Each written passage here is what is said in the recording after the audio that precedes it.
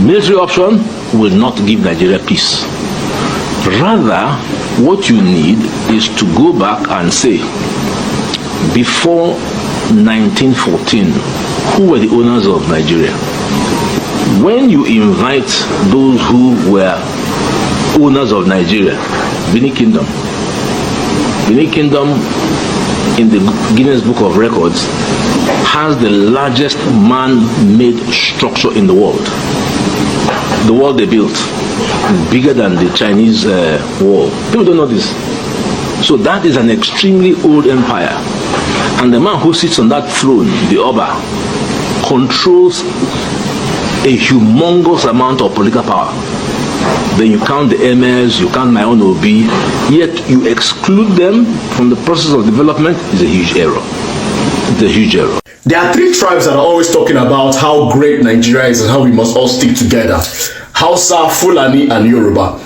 I've been on TikTok going on 2 years now, and anytime I'm having a Nigerian conversation, there will always be somebody, either Hausa, Yoruba, or Fulani, talking about how we must all come together and work together. Nigeria is great, the promise of Nigeria.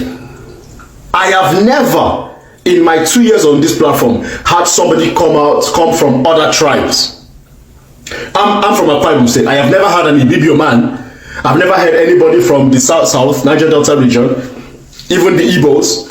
I've never heard anybody outside Hausa, Fulani, Yoruba talking about how fantastic Nigeria is and how we must all come together and stick together.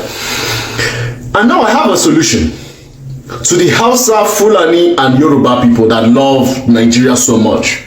Why don't you guys keep Nigeria, and then the other tribes, like the Ibibio tribe and the Akwa Ibom states and, you know, Cross River states, Bayelsa states, all the southeastern states and the north central states, we can be independent from you guys. We can have our own countries, run it the way we want to run it.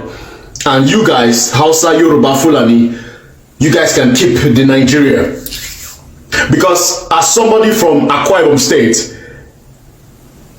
from the south region, I don't see a future in Nigeria. Because Nigeria does not recognize us. You know, we are recognized only for numbers, but when it's time to now enjoy the benefits of the state, of the country, all of a sudden we don't have the numbers. All of a sudden. So now the solution is, why don't you let the minority tribes, let them go and lead themselves. Back off. They're not valuable to you. Leave them alone. So the Hausa, Fulani, and Yoruba, you guys can stay together and enjoy fantastic Nigeria. Can we agree on that? Because what is the point of Akwa Ibom State being part of Nigeria? I want somebody to tell me. Why can't Akwa Ibom State just be independent? I mean, this has happened in Europe. This has happened across many continents. Smaller states. Okay, guys, you want to be by yourself? Okay, be by yourself. End of story. But you cannot force people to stay together, especially when they don't see the benefits of staying together. Like the case of the Niger Delta, like the case of South. For sure, for Akwa Ibom State, Cross River State too. I don't know. Somebody should tell me something, because this is making no sense. By the time we want to divide Nigeria, what is deceiving most of you that, okay, now we now divide Nigeria into three. God will punish all of you that want to divide Nigeria into three. You are not dividing any Nigeria.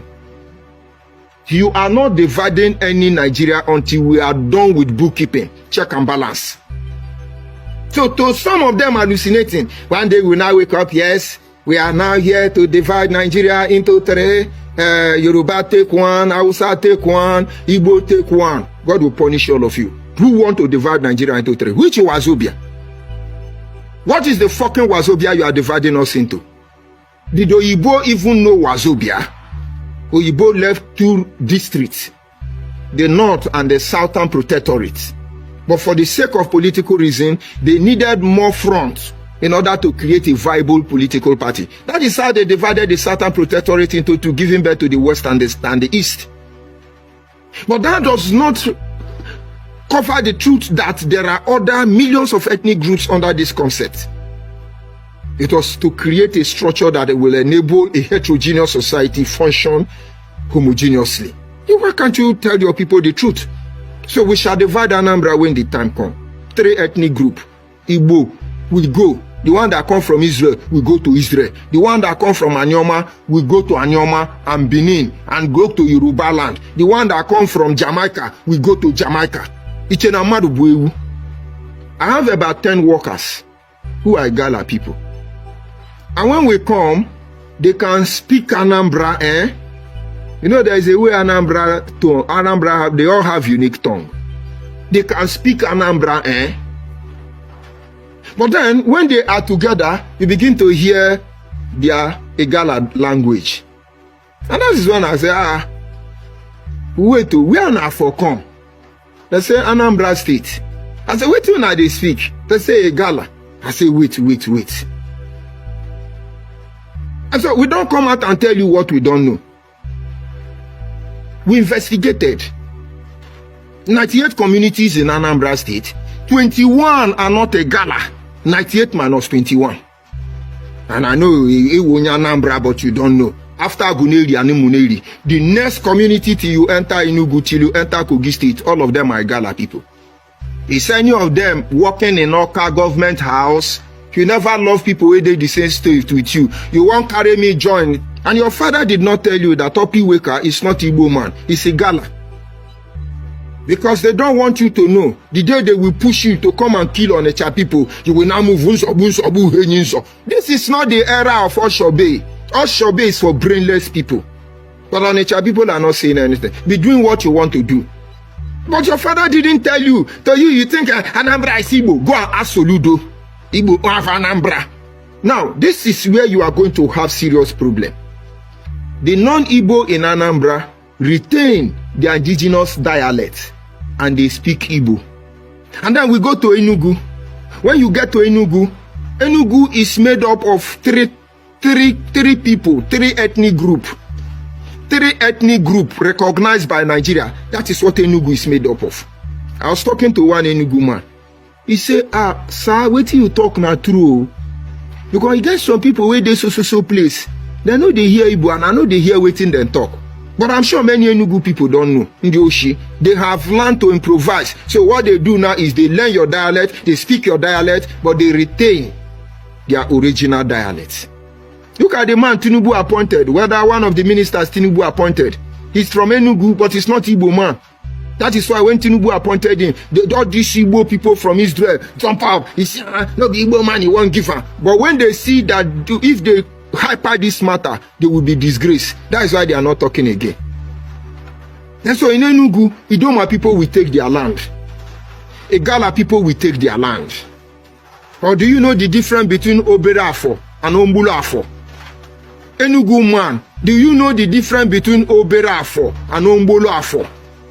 And you are changing their history. People, you don't even understand their language. You are manipulating it. So we are going to divide Enugu. That is why I say you cannot dream of dividing Nigeria into three. We are not going to accept it.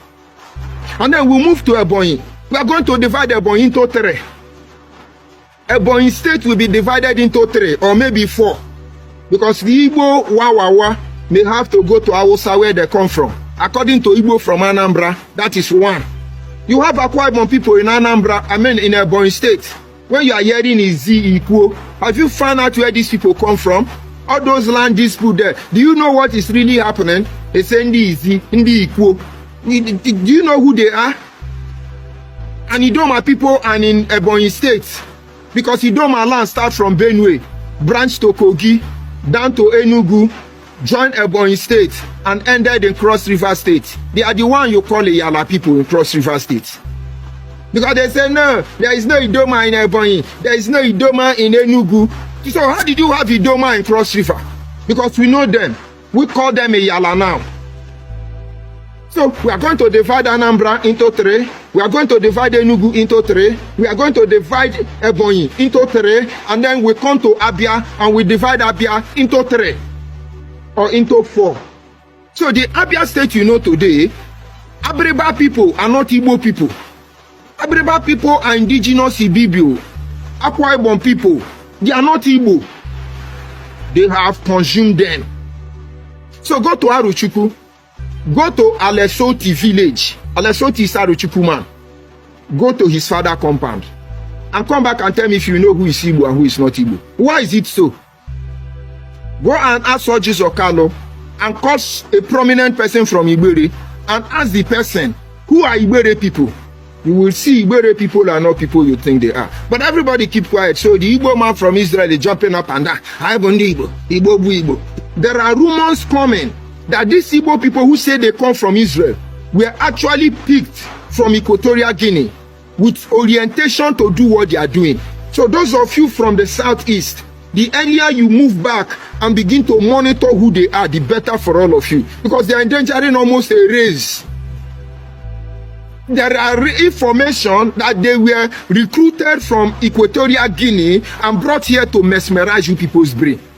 You that is calling me from Ivory Coast, telling me you are going to flush me out, you will get me. I know you, I know everything I need to know you. And I beg you in the name of God, pull your shorts. Pull your shorts. Pull your shorts. I'm not in diaspora. The interest of Yoruba people now in this present administration of President Bola Ahmed Tinubu should not be anything other than calling for power devolution and regional government, where every region is grouped according to their ethnic, linguistic identity. Hear me out. I'm talking to the Yoruba people. It's not everybody that wants regional government. It's not everybody that wants true federalism. So this is why I'm personalizing it to the Yorubas. Yes, not all want it. Some want a state indigenous bill where they will be able to call other people's territory no man's land, backed by the system. Just like we have seen Benjamin Kalu proposing. Some are pushing for settler colonization, and don't be surprised because Olodumare has already blessed Yoruba land. Yoruba land is the heartbeat of Nigeria. We have the ocean, we have the river, we have the highland. Nature has already blessed Yoruba land. That is why people will always desire to settle here.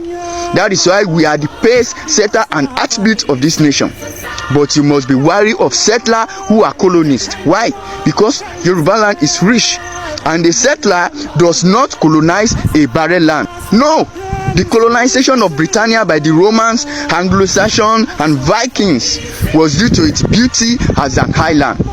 That area you now call Istanbul suffered in history because of its beauty, because of its naturalness. Human will always want to settle and colonize a beautiful atmospheric environment and land where they can see serenity, nature, and sea.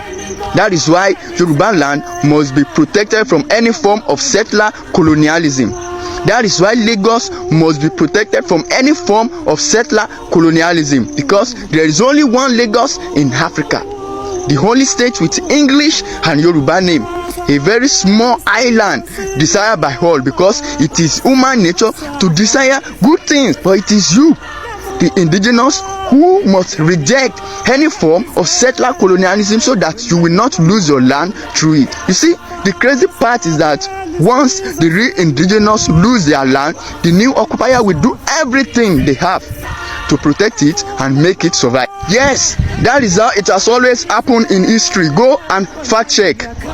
That island, which we call the British Isles today, was first occupied by the Celts. It belongs to the Celts. The Germanic Anglo-Saxon tribe came, fought them, displaced them, and took the majority of their land and settled on it. When Vikings later discovered the island and wanted to take it from the Germanic Saxon tribe, who had now settled the land and ruled England after they have driven the Celts to the deep forest of Britannia, guess what? The Anglo-Saxons made sure they did what they could to protect it from the Vikings. The Vikings' raid on them were something obvious, that they had only one intention: to exterminate the whole of Anglo-Saxon and take possession of their highland. But the Anglo-Saxon protected it with their last kingdom. They did what they could to survive. They did everything to protect England because they know how they had settled there and displaced the real indigenous people who are the Celts, now in present day Scotland, from that land. Once indigenous people lose their land, trust me, you can never have it again. And history will always help you to do the documentation. Look at what Trump is doing. Look at it. This is a land we all know they are not the real indigenous because it belongs to the native Indian. But because they know what they did to settle that land, they will do everything to also protect it. When your land is rich, you must always be wary of settler colonists. You must be. Settler does not colonize barren land. You see, this is not the era of medieval times when the only means settler could colonize land was through war, violence, displacement, or chaos. This is 21st century. Manipulation, gaslighting, tribal occupation of your politics and economic sector is the fastest method settler colonies now using in 21st century. Once your land has been referred to as no man's land, it is a form of settler colonialism. Once they are desperate to buy your land legally and illegally, it's a form of settler colonialism. The same desperation to colonize your land is why they are ready to buy any illegal land, illegal properties, as long as it is in Lagos. When the law now catches up with them, they will start playing devil's advocates, looking for social media sympathy, as if they don't know what they bought, as if they are not aware of it. Some will even tell you all land belongs to God, as if it was not the same God who put indigenous people in charge of it. Be wary. It's all form of settler colonialism. Nigeria is a country where every region, ethnic and tribe have their own interest. The interest of Yoruba people is self-governance and regional autonomous. Yes, now is to call for regional autonomy as a way to protect our land from settler colonists who see it as nothing but no man's land. Yes, because our rich cultural heritage, fertile soil and vast resources in Yoruba land has always been a magnet for those seeking to exploit its bounty. But you must not let history repeat itself. How Yoruba lost Ilori must always be a historical reference to all Yoruba Omoluabi for them to be wary of settler colonialism. We must protect our land, our culture and our future by demanding true autonomy and self-determination for the Yoruba people. Regional autonomy is not just a matter of politics, it is a matter of survival. Let us stand united and assert for our right to our land and our future. Good day to our viewers all over the world and welcome back to Local Journal. As the majority in Nigeria are saying that they want to go back to regional government, that the regional system of government is the best system of government in the interest of this country, the minorities are also saying that if we go back to regional government, they don't want to be part of those regions that they've been in before. And this is the fact that they too are also being marginalized by the majority in their regions. And for this reason, they want to have their own region themselves. But you know, it's impossible for these minorities to have a region. For instance, there are some states in the south that are saying that they don't want to be part of the eastern region. Some in the north, especially the north central state in the north, are saying that they don't want to be part of the northern region. And some people also in the west are saying that they don't want to be part of the western region. If we be very honest with ourselves, this is going to be another big hurdle if we go back to regional government. However, regional government is the best system in the interest of this country. We all know the workflow of this world, where minority will have their say and majority will have their way. So I don't think there is any amount of resistance the minorities are going to put in place to forestall the influence of these majority tribes above them in their various regions. If we be very sincere with ourselves, the merit of going back to regional government is more than the demerit. In short, there's no system we'll be practicing today that's not going to have its advantages and disadvantages. So when something like this is presented, we should look at the bigger picture. The bigger picture here is that the country is going to be decentralized and balkanized into various regions. And by so doing, everybody will have to carry their cross. They will have to face the problem peculiar to their own regions. The wealth of resources in every region shall be controlled by each region, and it will not be controlled by the federal government again. It won't be like the current system where one region will be working and the other region will be eating. It will put all the region administrators on their toes, and it will further bring the government closer to ordinary citizens. So in a real sense, in as much as I understand and I share the sentiment of these minority ethnic groups, let us endeavor to look at the bigger picture. Going back to regional government is the best thing in the interest of everybody in this country. Kindly drop what you have to say in the comment section, and if today is your first time to visit our channel, please kindly like, share and subscribe to our channel.